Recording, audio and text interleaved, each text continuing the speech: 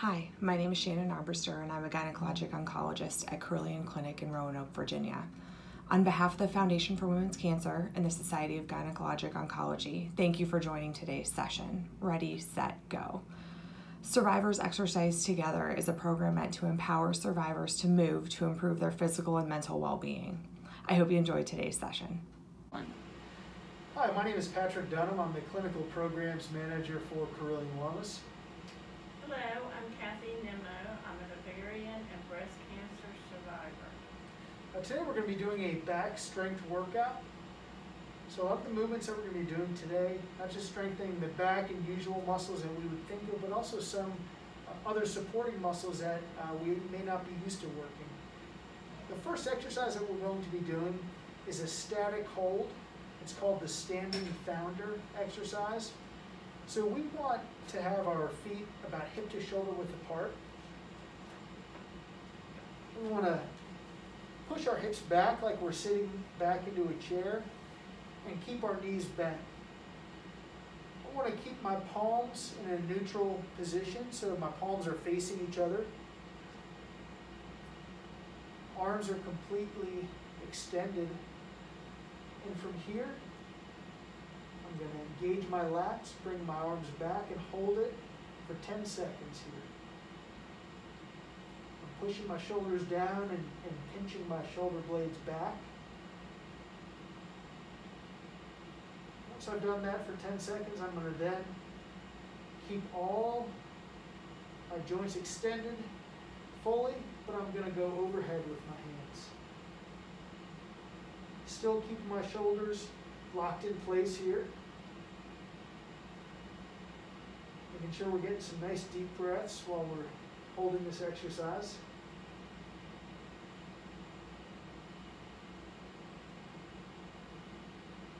And then we can lower and rest. We can do all of these exercises for 3 sets, and the rest of them we'll do between 10 and 12 repetitions. So you can use that as a reference as you follow along.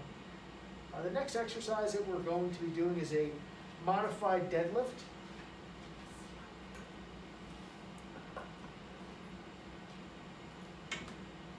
I'm using a chair today to demonstrate. If you have a bench or you have something that is elevated off the ground that you can grab an object off of that is higher than the ground level, that would be ideal. I have a couple cans of beans using as a demonstration, but you can use a backpack or a luggage bag with some weight in it as well. We're going to hinge our hips, pushing our hips back in that same position. I'm going to grab the weight and I'm going to stand upright. So as I'm standing upright, when I get to the top, I'm not arching back. I'm just going to engage my glutes, engage my quads, and stand upright. And then I'm going to lower back down.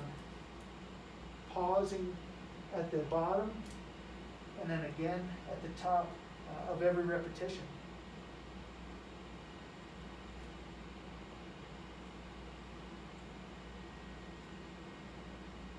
This is a good exercise to use as a starting point.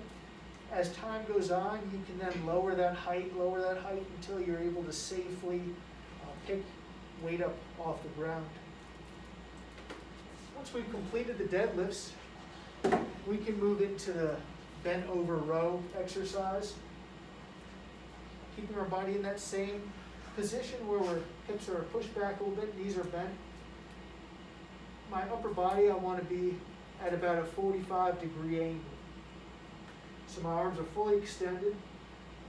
I'm going to keep my elbows tight to my ribs as I'm rowing back. I'm going to pull back so that my hands are close to my ribs. Pause, and then lower back down. So every rep here is very controlled and very distinct. I'm able to tell and count how many reps I'm doing.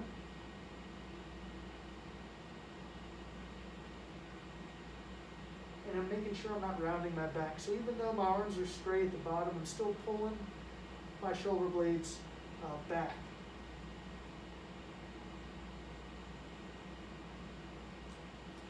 Once you've completed that exercise, we can move on to the single arm rows. if you're familiar with weightlifting, maybe you've heard them called chainsaws, like you're starting up a chainsaw or other lawn equipment. You can get in that same position that we've been in, or you can have one hand on a chair where you're in a staggered stance. It's completely up to you. I'm just letting my non-working hand down by my side for this. You can put it overhead if you want for added difficulty. And I'm going to row back. So with the weight on one side, it's stressing the opposite side of my torso a little bit more by keeping me locked in that position.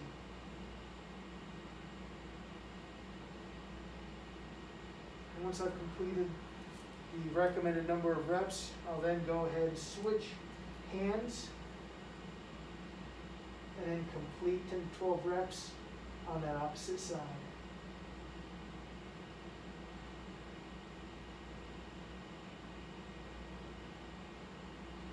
Okay. Next exercise is a shoulder extension exercise, so I'm really engaging the lats. Just like with the first one that we did, where we kept our arms back and held it for about 10 seconds. I am doing that with some light weight though. So I'm again pushing my hips back, starting with my hands straight down, arms fully extended. And I'm gonna engage my lats, bring my hands back, pause, and then return to the starting position. Ideally, you want to be exhaling as you bring your arms back.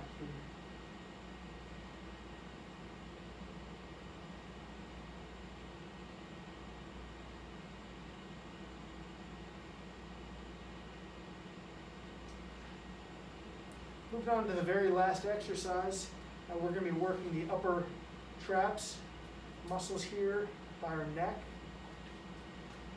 So you can do this one of two ways. You can stand tall with good posture with the weights right by your side, or you can have your back against the wall, whatever you prefer. So make sure that you are standing as upright as possible. We're going to shrug up, pause, and then lower back down to the starting position. And you want to imagine that you're pushing your shoulders down as you're lowering. That's going to help get a full range of motion and a full stretch of the muscle.